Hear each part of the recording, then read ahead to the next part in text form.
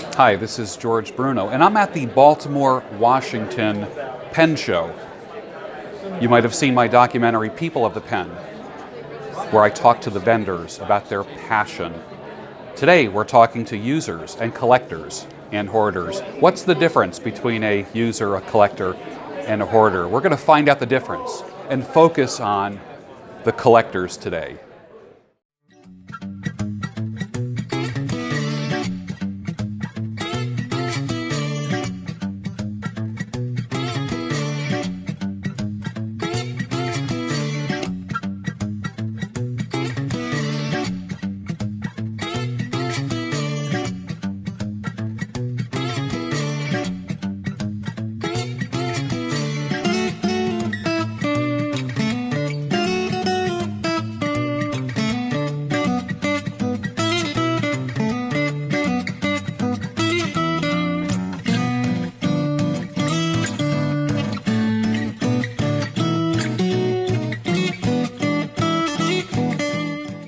Hi, my name is Divakar, and I'm the volunteer at the Baltimore Pen Show, and I'm also a pen collector.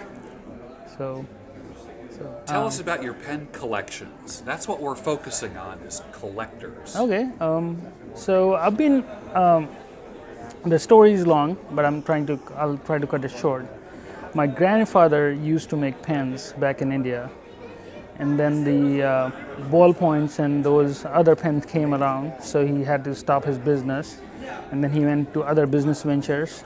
But he has some of the nice Parkers and vintage Schaeffers when I was very young, so I always see his pens.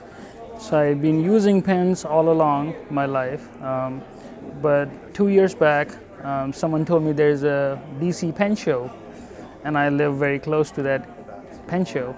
So I went and visited the first time, and I was amazed with the amount of pens that I can see and find.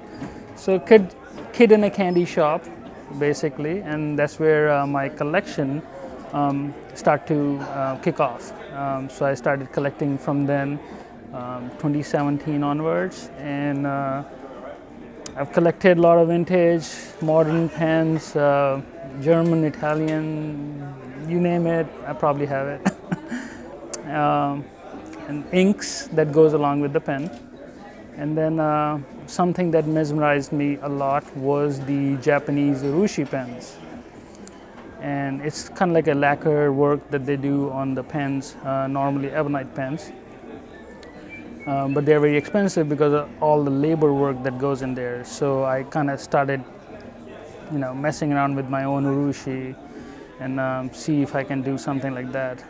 I like woodworking, so I know how to do lacquer work, but urushi is totally different. So I started doing some of those. I came up with my first 3 pens that I made. 2 of these are here.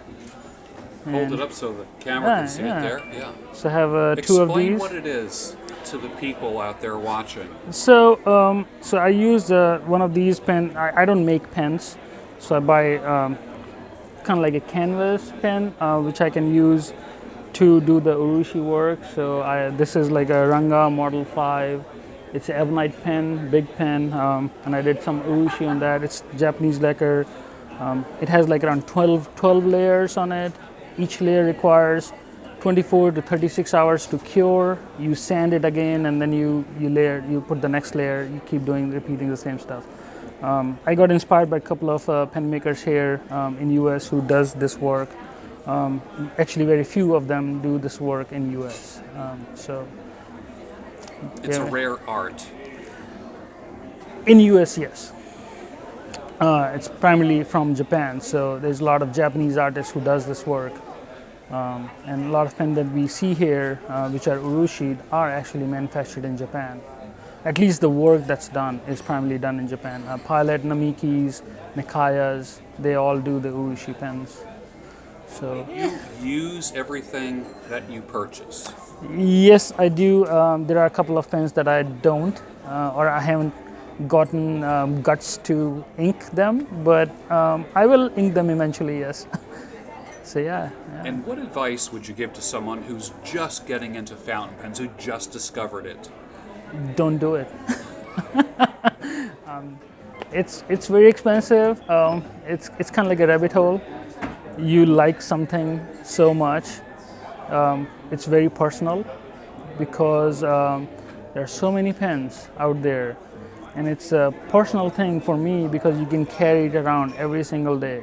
You can sign something with them, you can write notes with them, you can basically use this for anything and everything that you do, minus typing on iPhones or your tablets.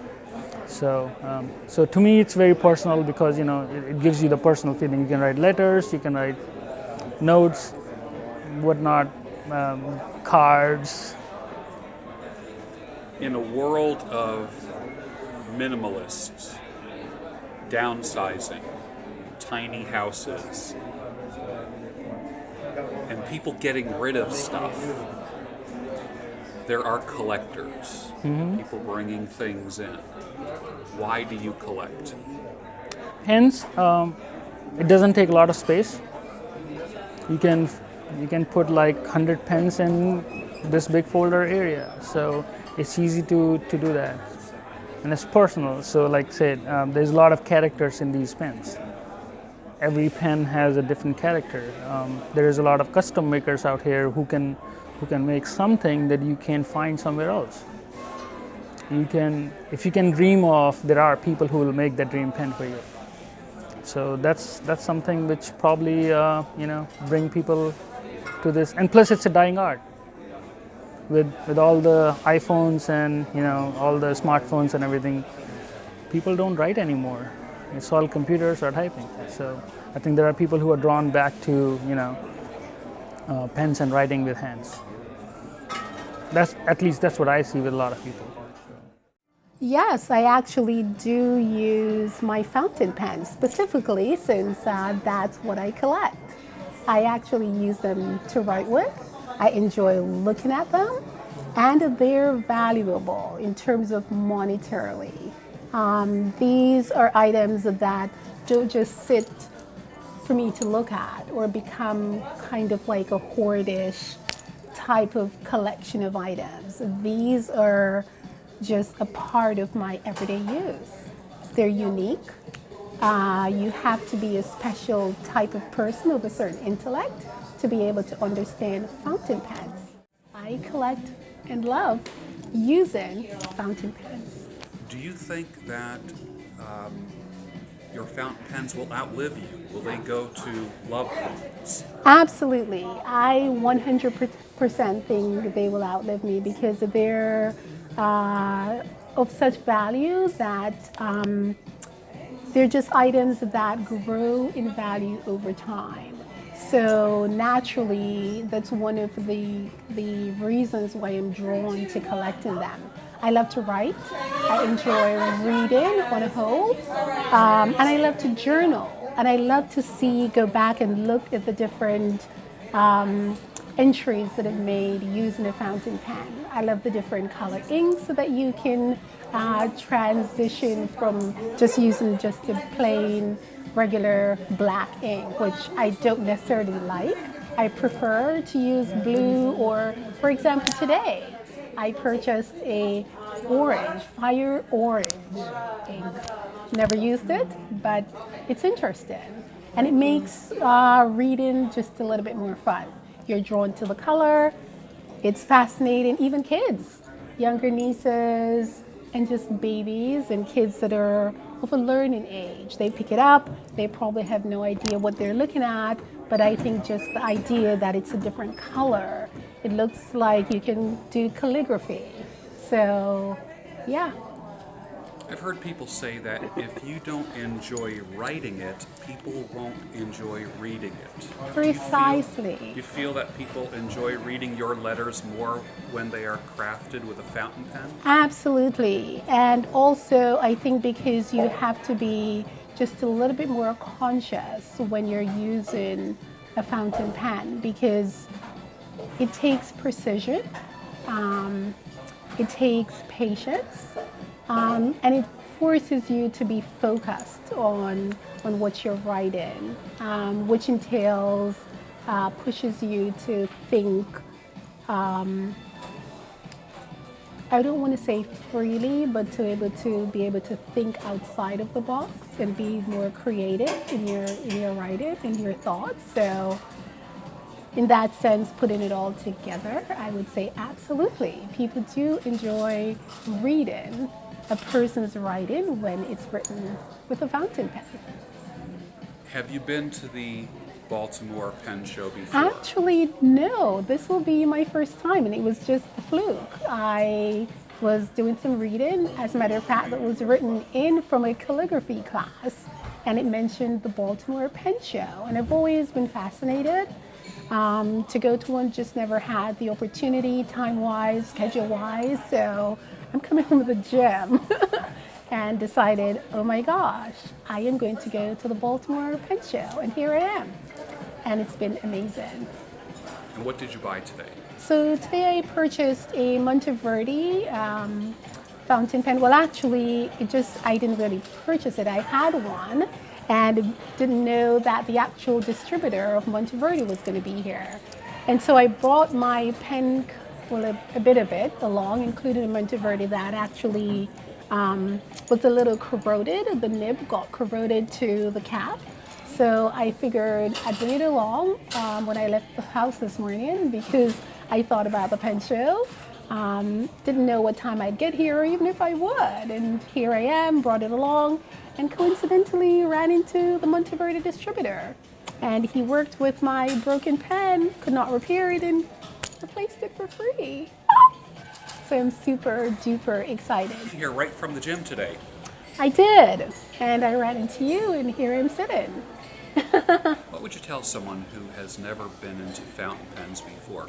How would you talk to them about the hobby and about the use of a fountain pen? I think for someone who's never used a fountain pen, I find it interesting simply because every time that I take out one of my fountain pens to use it, because as I mentioned before, they're just not just something that's sitting on a shelf. I actually use them.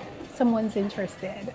And once they see me write and they see the pen, they're like, oh my gosh, a fountain pen. I've not seen one of those, or I've only seen those on TV. I'm like, well, it's for real. So I would say if using a fountain pen creates creative juices and forces one to think. And if you're interested, or if there's someone who's interested, I would say just go out. You can get fountain pen at different price ranges. So if you're not sure and you're interested and just wants to go out and start the hobby, you're able to pick one up at a price that's affordable, $10, $8, and you can start off that way. And I guarantee you, you'll become addicted. Why do you collect? Enjoyment is probably the number one key for me. I'm new to pens in the last 2 to 3 years. Introduced to them through my sister, who is a beloved collector of pens for many, many, many years. And I think to me it just, because I love cursive writing and I will never give that up, there's something about a fountain pen that just creates the flourish that I need to write with and sort of express myself. I was in the lobby of a health facility, and it was quite remarkable. I had my journal, one of my fountain pens with me, and I was in there scribbling away, and a woman came in and she goes, oh my goodness, you write in italics. And I had a little chuckle because I thought, she thinks cursive is italics. And I thought that was just kind of interesting. She says, you know, my children couldn't understand a word of what you're writing. But, you know, and there's something about the fountain pen that it pushes you to be a better writer. I think you just become more expressive because everybody, of course, their handwriting is their own individual style. And the thing about a fountain pen is it's an expression of your style. Do you write letters to people? Yes, I do. And cards, yes. What is your favorite fountain pen? Oh, that's a tough one. That is a tough one. Oh my gosh. I don't have a favorite.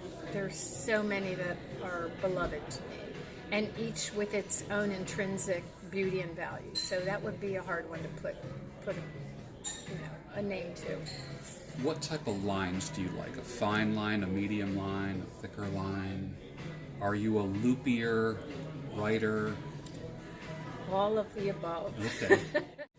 Yeah, I've been collecting for about 15 years. You know, time flies, so it's hard to be exact, but I just started because I just think they're so unique and so different, and I feel special when I'm writing with them.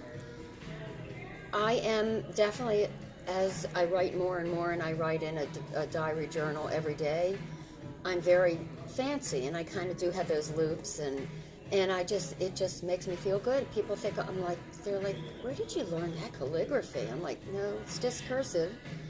And I just think pens are just amazing, just really. And finding the perfect paper for them is even better. As far as my favorite fountain pens, I have a few, but Pelikan, I have to say, is a fabulous brand. It's always dependable and always ready to write. Sailor's great. I don't know. I love my fountain pens. I just have gotten very picky, you know. After you collect so many in the beginning, you just get picky with what you start getting after a while. Right? A long, long road from the quill. The most exquisite way to write from a quill, Yes. right?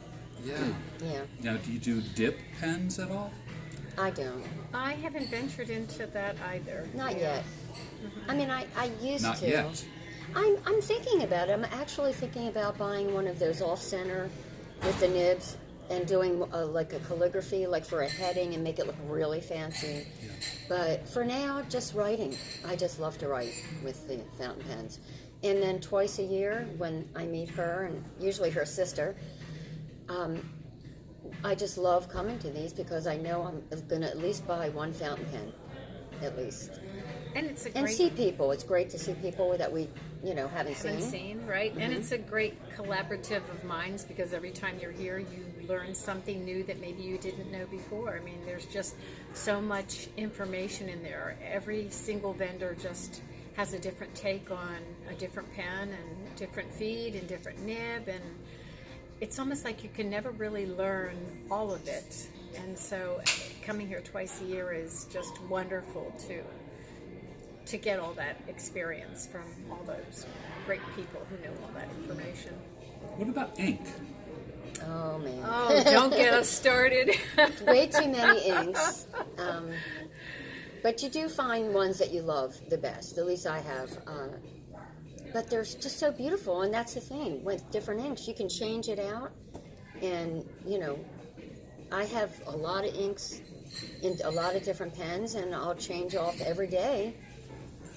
And I always have to write down at the bottom of the page which one I use, because later I'll be like, that is so pretty. What ink is that? And when I didn't do that, I didn't know. So now I write down. So I'll know. If I look back years from now and I'm reading my journal, I love it because I'll know what ink I used. And so, but so many beautiful inks they have now. It's like way too many. And it makes it easier just to collect more pens. Yes. That way you don't have to keep on refilling. Each time you want to change the ink out, you just pull out a different pen. That's right. So it sounds like this is a functional hobby. You're getting these things to use them. Oh, yeah. They're not sitting Oh, on a shelf definitely. collecting Yeah. dust. No, Oh, no, not at all. No, I mean, even though we collect, it's for a purpose. We use. Yes. We collect to use, Yes. not to just sit on a counter and collect dust. Or a cabinet. Right. I mean, unlike a car, which you can only drive one at a time, a pen, you can have several there at the same time and That's be right. multitasking with a pen, It's great. Do you use a different pen for your signature than you do for the body of a letter? No, generally, whatever I'm writing with, I use the same for my signature. And it's amazing, I think, sometimes with a fountain pen that you actually sort of become a little bit more of a flourisher because it just kind of brings out that personality in you to start. I agree. Yeah. Loops and tails. I And just Tails think, I and think that yes. you write, it feels fancier. It feels overall fancier. Like, I can't even imagine writing it with a ballpoint pen. Like, ever. Again, I mean, I do when I have to write a check. Because fountain pens do not work on checks. But I would never use a ballpoint pen to write. Ever. But that's just me. And because the nibs are so fine-tuned, you can get any nib fine-tuned to how you hold that pen. You can speed right through a letter with Yep. fountain pens, yeah. I did see a lot of technical guys with little grinders and little files and and the magnifying glass things. That's what those guys are doing. Yes, yes. And they will analyze you writing with your pen, and then you tell them the feedback that you are getting from that pen, and they're just experts that, with their magnifiers on it, trying to figure out how you hold the slant of the pen and how to grind that pen to a certain slant specifically for how you're holding. See, once in a while, when you buy a fountain pen, a lot of them work just right out of the box, and they're great. But once in a while, you get one that may be a little scratchy, or just like I'm left-handed, and I write a certain way, and that's what they do. They fine-tune, and it's great because I had 3 pens last year, and it was fine-tuned, and now they're like perfect, and they just write like butter. I mean, they're just... So thank goodness for them that they're here to help us fix the nib. Yes. It truly is a rabbit hole hobby, isn't it? Yes. Oh my goodness, Oh boy. yes. And I would like to say that sometimes maybe you think it's an impulse, to go in there and buy, but really after you go up and down the aisles and you really research what you're seeing, you generally navigate back to something that caught your eye when you came in the beginning. And then you'll eventually probably make that purchase. But and the other thing I think is probably since both of us have a fair number of pens, is we become more select Yes. at each show. Selected, definitely. So it has to really call out your name when you're in there. I heard someone say you don't choose your fountain pen chooses you. Really? Well, one did today Oh, for me. yes, it did. One did today for me. There's a gentleman from North Carolina, I believe. Ryan Kruzak. Yes, he hand makes some of the most beautiful pens. Gorgeous. And his station was one of the first ones that I navigated toward today. And I looked down there and I saw a pen that had a painting of a Duesenberg on it, which he painted. Hand-painted Amazing Duesenberg artist. on this pen. And he showed me the loop that he painted it with, and at first I didn't have my glasses on. I said, "What car is that?" He said, "It's a Duesenberg." I rolled my eyes and I thought, "Oh my gosh, I have to have that pen." He said, "Do you know about a Duesenberg?" I said, "Yes, I just sold one." I said, "So I need to have that pen." That's pretty, that's fate. That was wonderful karma in there today. So, Yes. and that was a one-of-a-kind pen. Had I tried to Google to find a pen like that, would never have come up. So today was like a fate day for me. It was interesting.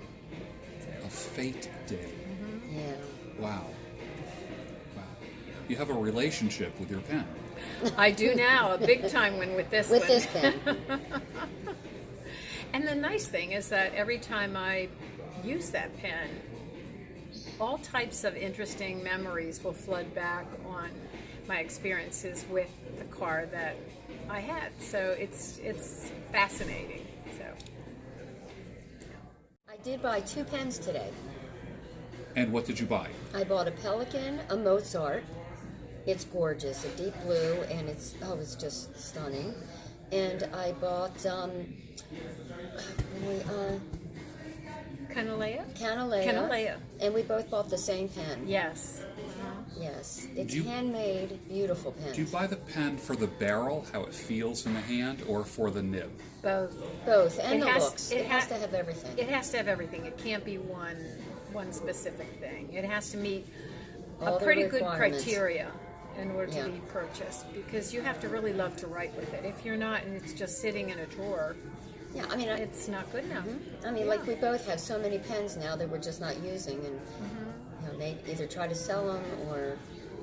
Yes. I noticed that each table there's pads of paper that people are writing. Did you write with the pens Yes. that you bought? You get to Oh, test yes, yes, definitely, definitely. And if the nibs are not to your liking, some have their own grinders right there who will adjust the nibs for you.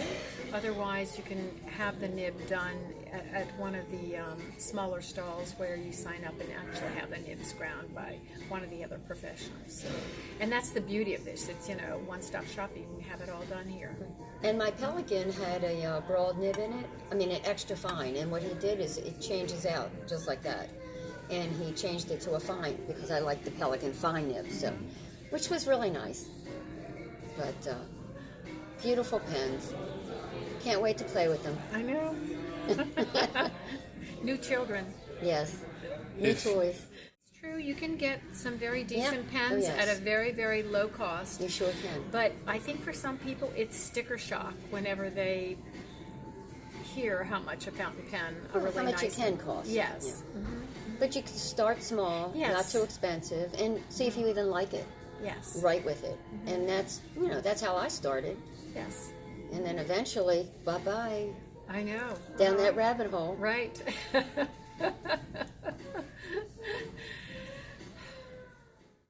Really is. This is a tabletop collector show of pen enthusiasts, literally from around the world. If you've been collecting pens for many years, you've accumulated many pens over the years, and what folks are doing is they're selling their pens here, or they're buying more pens to sell in other places. Collecting, trading, swapping, it's all about the whole pen community getting together. How is the Baltimore Pen Show this year? You said that the attendance has been amazing, and you have just an enormous amount of vendors. Yep. We have slated for 140 tables that we sell to the various vendors, and we have about 3 tables left at the end of the show. So we consider that a sellout show. Very happy with that. And with the social media marketing that we did for the various avenues, we literally had a double turnout at the door. Wow. Literally from as far away as Pittsburgh, south of Richmond, Boston, all up and down the Mid-Atlantic States. And beyond, for sure. Actually, I've met a couple of fellows from India yesterday, so that's probably as far as we go. Wow. And you also do another show. Yep, doing the same thing down in Miami for the local community down there of pen enthusiasts and collectors. So that one's been going on a lot longer. A little more difficult to do, because of the distance, but there's a very loyal collectors group down there. There's a South Miami Pen Club down there, so they all get together, have meetings and conferences like we do here, classes, get-togethers, and it's just all like-minded people. No politics, none of that nonsense, just getting together for the love of pens. How do you differentiate between a hoarder and a collector? Well, there's a little hoarding going on here when you're a pen collector, that's for sure, because you just can't part with a particular pen. But a lot of the collectors here will have bought many pens over the years just in a ravenous buying frenzy. And then they realize that they really want to focus on a particular brand or style of pen, and they will take some of those pens that they're not using so much anymore, don't care for as much, and they'll trade those in or sell them, and then they'll move up to what's called a grail pen, which is the pen they've been yearning for years, but it might be too far. A grail pen? A grail pen. Like the Holy Grail? Pretty much. Wow. And they will take a lot of their pens and trade them towards that grail pen, or they will sell those grail pens and then buy the pen. One of the things I noticed about collectors, the various types of collectors, there is baseball card collectors, comic collectors, and they put their item in plastic bags and seal it, and they have various ratings. This kind of collector uses what they collect. It's not just sealed away in a vault somewhere, is it? Correct. Now, there is some of that. I have sold pen sets that are sealed, and when I wanted to open it to the customer to show them the pen set, they say, oh, no, don't open it. I never open my pens.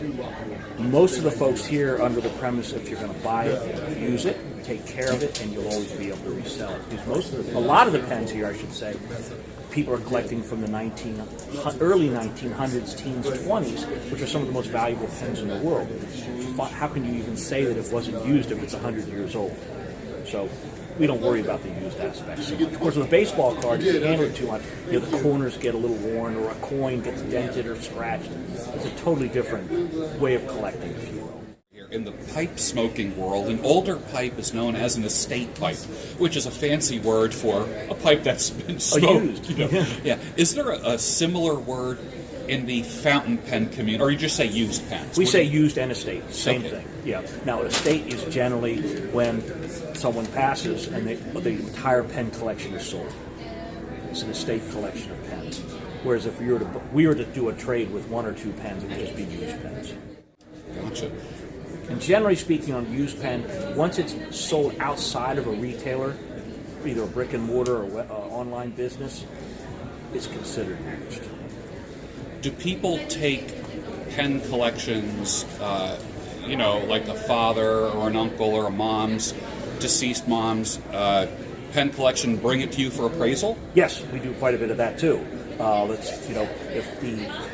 Even before someone passes, if you've amassed a massive collection of pens, some people are very good at remembering about what they paid or how much they paid for a pen, but the insurance company isn't going to go with a rule of thumb estimate of what they paid for. So we'll take in a collection of pens, 10, 20, 50, 100, whatever it is, and literally itemize each pen by name, approximate date, and a general value, because it's all about what people are going to pay for it, and there's really no set value on any of these pens. And then we submit that. When it comes to pens, is there a Cadillac of pens, or is it really what the collector prefers? What is the best pen? I know we used to say, the best pipe is the one that you use the most. It's not necessarily the most expensive or the oldest. It's the one that you use the most. Is there a similar philosophy in the pen world? Yes, I mean there is. There's the Rolex of pens, which would be Mont Blanc. The high-end Mont Blanc. There are plenty of pens that cost a lot more than Mont Blanc, though. Jewelry pens, designer pens, encrusted in diamonds, $500,000, $1 million. But not everybody. Very few people can afford those. Whereas Mont Blancs are within that range of affordability, and they also make pens $20,000, $30,000, $50,000 or more. So Mont Blanc has a wide range of high-end pens. But you're right when people say the best pen is the one they like the most. I, for instance, whatever I'm using at the time is my favorite pen. I'll just pull out a pen to use because I want to write with that pen. Could be a fountain pen. Here I am at a fountain pen show. Well, not really a fountain pen show, but a pen show. I'm using a ballpoint pen from 1988. So you know the year of even your pen. Oh, yeah. Yeah, because it was a special edition that Parker came out to celebrate their 100th anniversary. Right. But I just enjoy using this pen. But next week I'll use something completely different. Sometimes it has to match the outfit. A blue shirt, a blue pen. I've been late to work before because I couldn't pick out a pen. How does a collector start, or how does someone fall into that rabbit hole of fountain pens? They hear about this, and there's a sparked interest. Of course, the pen show is, by the time your viewers see this, it'll be over. So they find a pen store or online, or go to a pen store in their local area, which there's fewer and fewer of, and they try a fountain pen. And there's a tactical feel of writing with a pen, and either you enjoy that or you don't. There's plenty of people that'll just pick up a ballpoint pen at a bank, fill out a deposit slip, and not think anything different of the pen. Whereas when I hand one of my pens to someone to use, inevitably they'll say, "Ooh, that's really nice. What is that?" Because I've got a special refill in it, or it's a fountain pen with a special point on it. And if they enjoy that feel, they've gotten to the edge of the rabbit hole. And if they take that plunge and buy any fountain pen for $20 or $100, it's not about money, it's just using that pen, they're well on their way down the chute, and it's pretty much over. So you do two shows. You do the Baltimore-Washington show, you do the Miami show. Correct. When is the Miami show? The Miami Pen Show is in July every year, usually the second weekend. This year we're at 12th, 13th, and 14th. And the Baltimore show is the same time every year? Is see if we can get it scheduled, but the goal is always the first weekend in March. And how do you determine if a show is successful? Well, if we sell our tables, that's first and foremost. which is usually easier to do, but my goal is to bring in lots of people through the door, to get lots of new people and existing people, to bring lots of customers into the door, so the vendors do well, as well, I should say. Why would a vendor choose your show over other shows? What is your singular competitive advantage over other shows? And it's okay to brag about yourself. Well, I mean, there's a lot of good shows out there, but some of the show promoters aren't as dealer friendly as I am. I'll put it that way. I try to accommodate my dealers where they want their table set, how they want their table set and all that, whereas other promoters will just say, this is your table, like it or not. I try to listen to the concerns of the consumer with the size of the show, the location of the show. I just listen to people. It seems like you have vendors that are very faithful to you. Yes, I do. They to this show particularly, they come year after year. No question about it, because we are strategically located, near Washington, D.C. The location is ideal. You can fly into BWI, you get a free shuttle to the hotel. The parking's free at the hotel, which is unusual at most pen shows, and the room rates are very reasonable. So people love coming here. And we listen to our dealers, we take care of them, accommodating them as best we can. I can tell. Everybody seems very happy here, very content. Happy's good. Happy's good. Happy is good. So one of the criteria of a good show is communication with your vendors. Correct. Being sensitive to their needs as far as placement is concerned. Correct. And are there any other factors that make for a successful show? To bring the people in, to keep those vendors happy. If there's no vendors inside, the people that come through the door aren't happy. And if there's not enough people, the vendors don't do any business. So I got to play it at both ends. I got to fill the room with vendors, and then I've got to reach out to the people to come to the show. You also do classes here. That seems to be a draw. Tell me about the classes. Classes are really exciting, what we're doing here. It's I shouldn't say it's easy, but I've sold my tables. That's off the list. I can't sell more tables. Once you've maxed, you've maxed. I do my best to bring as many customers in, and once I've done the best that I can, that's the best I can do. I can't do more. So how do I engage those people to keep them here longer? And how do I engage those people here to have more fun at the show, rather than just wandering around the tables a few times? So we have calligraphy classes. We have journaling classes. We had a gentleman from the University of Maryland on Saturday talking about handwriting analysis during criminal investigations. We had nib grinding and tuning classes. We had journaling classes. It's all 3 days. We had 2 classrooms full of vendors, of seminars and speakers from history of Pelican fountain pens. One young lady was teaching origami, which has nothing to do with fountain pens, but it has to do with paper. And of course, in the fountain pen business, you need a lot of paper. Let me ask you this. When it comes to crossover hobbies, what do you find that fountain pen people, what else are they into? Well, you'll appreciate this, pipes. There's a few pipe people in there. A fellow named Judd Perlson out in Illinois. Big pipe collector. He's got a pipe shop and knows all about pipes, and he also does the pens. Other tables inside you'll see are watches.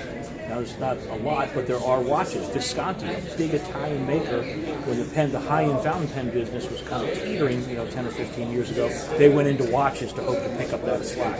So there's high-end watches in there. And then there's other dealers dealing in vintage pens. They deal in vintage watches. You'll see plenty of vintage watches in there. And lastly, I didn't wear the right shirt today, cufflinks. You'll find a lot of cufflinks in there. So men's accessories, if you will. You'll see some, ladies' jewelry in there from, where a husband or boyfriend is doing the pens, and she'll come in and offer some jewelry. Wonderful. So there's something for everybody. Absolutely. At the Baltimore and Miami pen shows. Absolutely. I'm happy to have you.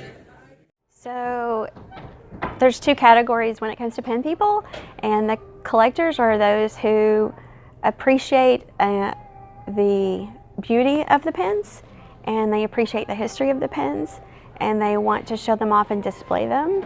And then you have the users, which are primarily focused on the aspect where it's a writing instrument. It's a tool that they want to use.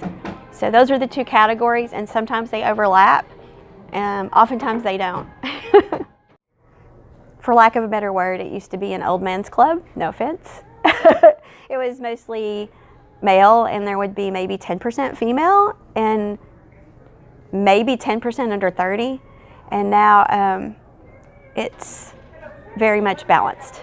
I mean, even here you can see a balanced number of different types of people and different types of people who use the pens for different purposes. So there's artists, there's writers, there's people who just love color and want to journal, because journaling is quite popular right now. And so you just see that variety. The collectors are actually becoming, I would say, more and more of a minority. So they have their pens out and they can explain to you every detail of the history, but they may not be able to tell you how the pen writes. Is there a typical collector? No, that's the awesome thing about collectors. There's no typical profile.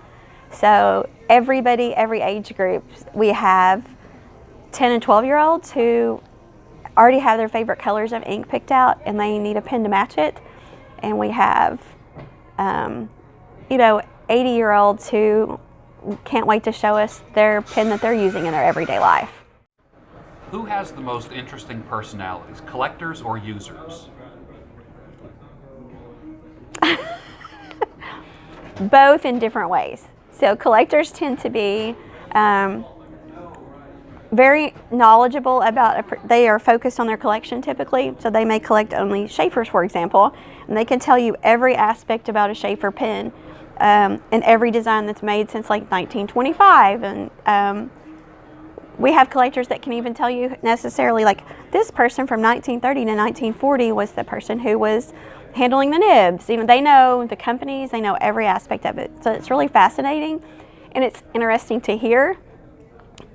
But in general, the users tend to be more interesting to me because they come up and show us things that they've been doing with their pens, and I like to see that. So for me, probably users, but the collectors are just fascinating in the way they have studied and just are deeply interested in a particular aspect of pens. I'll start with a statement and then just elaborate. Start with a statement, okay. Yeah, what I'm going to do, I'll say something and then that'll kind of spark something and then we'll just kind of just let it flow. Okay. You are a collector, not necessarily a hoarder. Yeah, I guess. I'll go along with that. Okay. I don't know. There might be a difference of opinion on that. I do have a lot of fountain pens. How many fountain pens do you have? I am sure I have thousands. But I buy and sell them too, so that's my excuse. They're inventory. It's just like I have 100 suits and 50 hats. Because, I discovered the charms of vintage items that were made to a higher standard than modern things are. And somebody has already made their nut on these products. And somebody's already manufactured them and put them under the marketplace, and they have these this superior workmanship and these superior materials, and now we can buy them for whatever they cost at a flea market. So it's true of all these various things that were made in the past. So I have a lot of things like that, and that's my excuse. And then after quills, they had things like this. Oh, this is a later version, but steel nibs, and that was big industry. So you take one of those things and you put it in a holder. This was usually referred to as the pen, and the holder was referred to as something else. The holder, I guess. What year is this from? That's probably from the 20s. It's probably fairly late. And you but can these still are, buy nibs like that are manufactured today. They're made for artists. It says made in America by men who know pens. I got to show this. By men who know pens. Those ladies, they just don't know their pens. Collectors versus hoarders. Collectors versus hoarders. Let's see. Well, when I first started into this hobby, I didn't know a lot about what I liked, right? I didn't know my preferences. I didn't know, what kind of pen I wanted, the size that I liked, the type of nib that I liked. But I was fascinated by the number of colors, the way that people explained to me, how personable a fountain pen can be and how tailor-fit a fountain pen could be for a person's hands. So I guess when I started off into this, I could be nothing but a hoarder, because all I was doing is I was searching and I was exploring and just trying all the different things that I could try, just to be able to, understand that thing that they were talking about. A person once came up to me and talked to me about this nib called a stub, and it was a nib that a pen that when you would write with it without doing anything differently would add so much more expressiveness to your writing. And I was like, what's the idea of that? What do you mean it shows up more expressively and whatnot? I don't have to change anything about what I'm doing? And he explained, yeah. So I became obsessed with being able to hunt down similar nibs, so that's how the kind of the accumulation started. So at the beginning of it very much is a little bit of people kind of go into this with a bit of a hoarding tendency, only because they're searching, they're wandering. There's no there's no place to aim for, so all you can do is explore into the abyss. But as the year, time went on, and I learned a little bit more about my preferences, I figured out the pieces that really truly brought me joy. Like, for example, there are numerous types of fountain pen grinds, besides the stuff that I was talking about previously, that can provide effortless expression into your writing. And I found, particularly for me, that really ultra-fine flex nibs, and especially ones that are over 80 years old, around the 1920s period, were designed and made in a way, I don't know if it was a result of the metallurgy that they were doing at the time, the way that they did the gold, if it was like the type of spirit behind the craftsman at that time, but you can almost feel the ages in the pen, in the way it functions, like year after year. But what it was for me is that after I figured out what it is that I truly loved in a fountain pen, then I was focused. Then I understood what it is that I should be searching for and nothing else, and that's when the collection starts. And to me, fountain pen collection is a person. A lot of people here, I'll start with this. Fountain pen collectors, I feel like, fall into two different sects. There are collectors who are users who collect the pens because they intend to be able to use it for a certain use case, right? So what you end up having is a collection that it has a lot of pens that perform very similarly, even though they might look worlds apart. And then you have other collectors who have fond memories of their grandfather writing with this Parker 51 or something like that, and all the different colors that they used to have on the table. And when a lot of these guys were younger, these pens cost just a couple cents, if anything. So for them, it was just an idea of just kind of just purchasing a thing here and there fondly, just to be able to kind of complete the whole color collection of the thing that their grandparents fondly held on to. So what I was getting at is that, for me, my personal collection now is a collection of tools of my soul, I feel. Tools that I use not only to express myself to other people, but to be more intimate with myself. Now, you said something in our last interview a couple months ago where you said, a pen is like your partner for life. Partner for lifetime. Now, a tool for your soul. Wow.